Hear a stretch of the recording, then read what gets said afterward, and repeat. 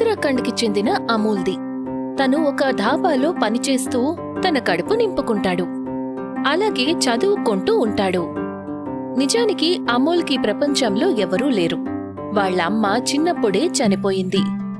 ఇక తన తండ్రి మందు తాగటం వల్ల తన జీవితాన్ని అంతం చేసుకున్నాడు. ఆ కారణంగా అమూల్ పూర్తిగా ఒంటరివాడయ్యాడు. అమ్మా, నాన్న ఎలా ఉన్నారు? నాకు తెలుసు మీరిద్దరూ ఎక్కడ ఉన్నా సరే సంతోషంగా ఉంటారు. నా మాటలు తప్పకుండా వింటుంటారు. నేను మీకు ఒక శుభవార్త చెప్పాలి. ఇవాళే నా రిజల్ట్ వచ్చింది. నేను మంచి మార్కులతో పాస్ అయ్యాను. ఇక నేను డెహ్రాడూన్లో హోటల్ మేనేజ్మెంట్ కోర్స్ చేస్తాను. బోలెడంత డబ్బు సంపాదిస్తాను. రఘుబాబాయ్ దగ్గర మన హోటల్ ఏదైతే తాకట్లో ఉందో దాన్ని తిరిగి తీసుకుంటాను. నిజానికి విషయం ఏంటంటే అమూల్ పరిస్థితి మొదట్నుంచి ఇలా లేదు. చిన్నప్పుడు తన తండ్రికి చాలా పెద్ద హోటల్ ఉండేది. కాని అంటారు కదా, మంచి విషయాలకి దిష్టి తగులుతుందని. ఉన్నట్టుండి అమూల్ వాళ్ళ అమ్మ అనారోగ్యం పాలైంది. ఆవిడ పరిస్థితి ఎంత దారుణంగా మారిందంటే అమూల్ తండ్రి తన సర్వస్వం అమ్ముకోవాల్సొచ్చింది. ఇంకా చెప్పాలంటే తన హోటల్ని కూడా తాకట్టు పెట్టాల్సొచ్చింది. ఆ డబ్బులతో అమూల్ వాళ్ళ అమ్మకి వైద్యం చేయించడానికి దురదృష్టవశాత్తు ఎన్ని ప్రయత్నాలు చేసినప్పటికీ కూడా తల్లిని కాపాడలేకపోయారు. ఆ బాధను తట్టుకోవడం కోసం అమూల్ తండ్రి మందును ఆశ్రయించాడు. ఒకసారి ఎలారా? ఏమైంది నాన్నా? భోజనం చేసావా నువ్వు? లేదు, ఇంకా తినలేదు. ఎందుకు? మీకోసమే ఎదురు చూస్తున్నాను. పదండి, లోపలికి రండి, నేను భోజనం వడ్డిస్తాను. నేను భోజనం చేసి ఏం చెయ్యాలి? ఆ భోజనంలో మీ అమ్మ చేతి రుచి అయితే ఉండదు కదా. ప్రతి విషయంలోనూ నన్ను లేని లోటు నన్ను తినేస్తుంది. కానీ నాన్న, దానికోసం మందు తాగడం మంచిది కాదు కదా. మీరిలా చేస్తూ ఉంటే నా పరిస్థితి ఏమవుతుంది? అవును, నువ్వు చెప్పింది నిజమే. చాలా పెద్ద తప్పు చేస్తున్నాను నేను. సరే, రేపటి నుంచి నేను మందు వదిలేస్తానులే. నువ్వు నాకు ఒక మాటనివ్వు. నువ్వు ఏదో ఒక రోజు మన హోటల్ని రఘు నుంచి తిరిగి తీసుకొస్తాను అని. నేను మాటిస్తున్నాను నాన్న. అమూల్ సంతోషపడతాడు. వాళ్ళ నాన్న తనకి మాటిచ్చారు, ఇక మందు మానేస్తారు అని. కాని మరుసటి రోజు ఉదయం అమూల్ తన తండ్రిని లేపడానికి వెళ్లినప్పుడు చూసేసరికి ఆయన కూడా ప్రాణాలను వదిలేశారు. ఇప్పుడు పూర్తిగా ఒంటరివాడైపోయాడు. తల్లిదండ్రులు చనిపోయిన తరువాత కూడా అమూల్ నిరాశ చెందలేదు. తను తన చదువు ఇంకా భవిష్యత్తు బాధ్యతను తన భుజాల మీదే వేసుకుని రఘుబాబాయ్ దగ్గర తాకట్టులో ఉన్న అదే హోటల్లో పనిచేయటం మొదలుపెట్టాడు. నిజానికి అమూల్ రాత్రి పగలు చాలా కష్టపడి పనిచేసేవాడు. అయినప్పటికీ కూడా తను ఎన్నో సమస్యలను ఎదుర్కోవాల్సి వచ్చేది. రఘుబాబాయ్, నిజానికి నేను నీతో కొంచెం మాట్లాడాలి. చెప్పు, ఏం మాట్లాడాలి? నేను హోటల్ మేనేజ్మెంట్ కోర్స్ కోసం అడ్మిషన్ తీసుకోవాలి. కానీ దాని ఫీజు కొంచెం ఎక్కువ. మరి మీరు నాకు కొంచెం డబ్బులు అప్పుగా ఇస్తారా? నేను మళ్ళీ మీకు తిరిగి ఇచ్చేస్తాను. పాపం అమూల్ డబ్బులు సరిపోని కారణంగా కాలేజ్లో అడ్మిషన్ తీసుకోలేకపోతాడు. తనకది చాలా అవసరం. ఆ విషయం తెలిసినప్పటికీ అమూల్కి సాయం చేయడానికి బదులు రఘుబాబాయ్ తన మీద అరుస్తాడు. ఏమన్నావు నువ్వు? నీకు డబ్బులు కావాలా? సిగ్గుగా లేదు నీకిలా మాట్లాడడానికి? ఒక్క పని కూడా నువ్వు సరిగ్గా చేయలేవు. సగం నెలకు పైగా నువ్వు పరీక్షలనే పేరుతో మాయమైపోతున్నావు.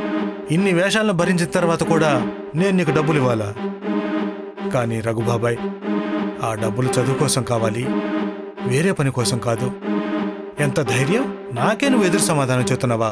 వెళ్ళెక్కడి నుంచి, వెళ్ళిపో. రఘుబాబాయ్ మాటలకు అమూల్ ఎంతో దిగులు పడతాడు. తనకసలేమీ అర్థం కాదు ఇప్పుడేం చెయ్యాలి అని. వేరే దారి లేక తను కాలేజీలో అడ్మిషన్ తీసుకోలేకపోతాడు. తన కల కలగానే మిగిలిపోతుంది. దయచేసి నన్ను క్షమించండి నాన్న. నేను కాలేజీలో అడ్మిషన్ తీసుకోలేకపోయాను. ఇప్పుడు నేను మీ కలని ఎలా నిజం చేయగలను? నన్ను క్షమించండి, క్షమించండి. అంధకారంలో మునిగిపోయిన అమూల్ ఏడుస్తూ నిద్రపోతాడు. అప్పుడే తనకి ఒక కల వస్తుంది. ఒక వెలుగొచ్చి తన మొహం మీద పడుతుంది. అమూల్, బాబూ అమూల్, కళ్ళు తెరు బాబూ. ఎవరు?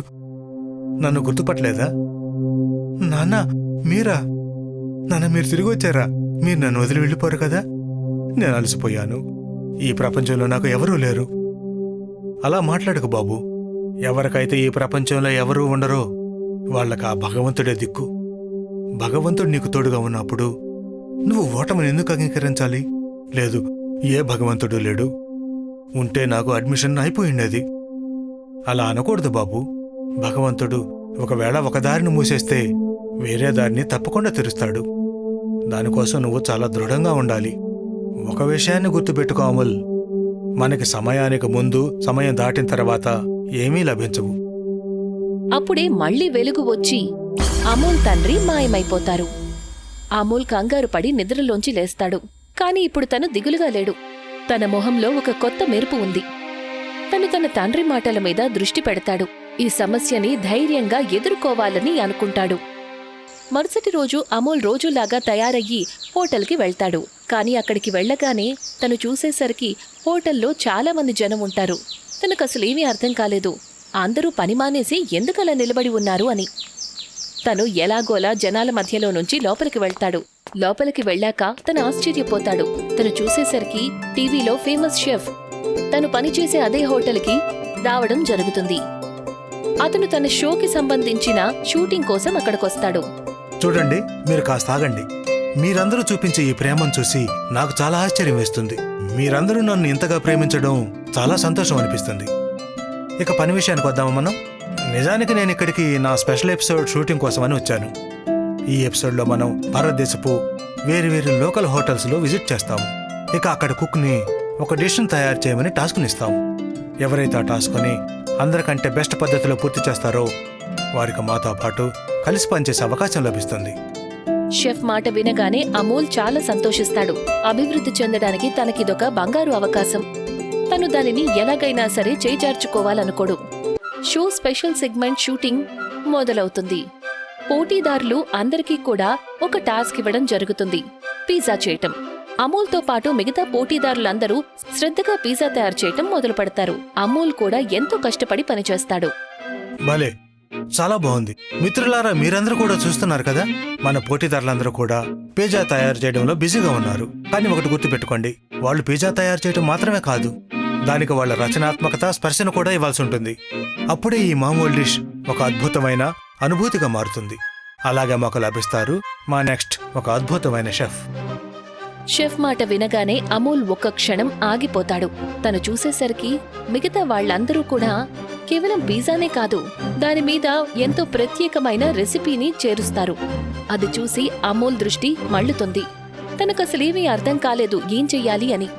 తనకేమనిపిస్తుందంటే బహుశా ఈ అవకాశాన్ని కోల్పోతాడేమోనని. కాని అప్పుడే తన మనసులో ఒక ఆలోచన వస్తుంది. పిజ్జాని నేను ఒక విచిత్రమైన పద్ధతిలో ప్రజెంట్ చేస్తే ఎలా ఉంటుంది?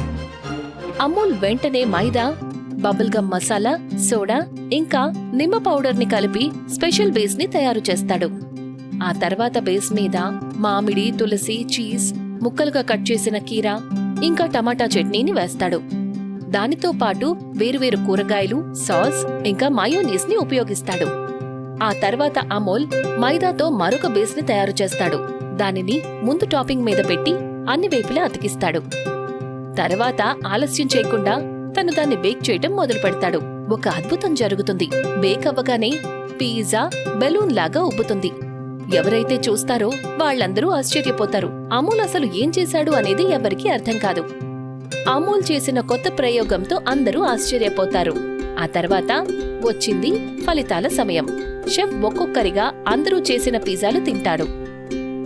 భలే, చాలా బాగుంది. అందరూ పిజ్జాలు ఒక విచిత్రమైన పద్ధతిలో తయారు చేశారు, పోటీ పడ్డారు. ఈకిప్పుడు అమూల్ వంతు. ఎప్పుడైతే అమూల్ స్పెషల్ బలూన్ పిజ్జా ఎదురుపడిందో అప్పుడు షెఫ్ తన కళ్లను నమ్మలేకపోతాడు. ఆయన ఇంతకుముందు ఎప్పుడు కూడా అలా ఉబ్బిన క్రిస్పీ పిజ్జాని చూడలేదు. ఎప్పుడైతే షెఫ్ అమూల్ తయారు చేసిన పిజ్జా రుచి చూస్తారో చాలా సంతోషిస్తారు. గాలిలో తేలుతున్నట్టే అనిపిస్తుంది. ఆ పిజ్జా రుచి నిజంగానే చాలా అద్భుతంగా ఉంటుంది. మీరందరూ చూశారు కదా, ఈ ప్రత్యేకమైన సెగ్మెంట్ విజేత అమూల్. అందుకే అమూల్కు దక్కింది మాతో పాటు పనిచేసే ఒక అద్భుతమైన అవకాశం. మొత్తానికి అమూల్ విజయాన్ని సాధించాడు. అతను షోలో స్పెషల్ సెగ్మెంట్ కి విజేతగా మారాడు. ఇప్పుడు తనకి ఒక ఫేమస్ షెఫ్ తో పనిచేసే అవకాశం లభించింది. తను కాలేజ్కి వెళ్లలేకపోయుండొచ్చు, కానీ ఇప్పుడు తను ఎంతో గొప్ప వ్యక్తితో పనిచేయటం మొదలుపెట్టాడు. అతని సాంగత్యంలో అమూల్ చాలా విషయాలు నేర్చుకోవచ్చు. ఇక ఆ రోజు ఎంతో దూరంలో లేదు. తన తండ్రి తాకట్టు పెట్టిన హోటల్ని తిరిగి కొనుక్కునే రోజు. దానితో తను తన తల్లిదండ్రుల కల తన కలను నిజం చేసుకుంటాడు.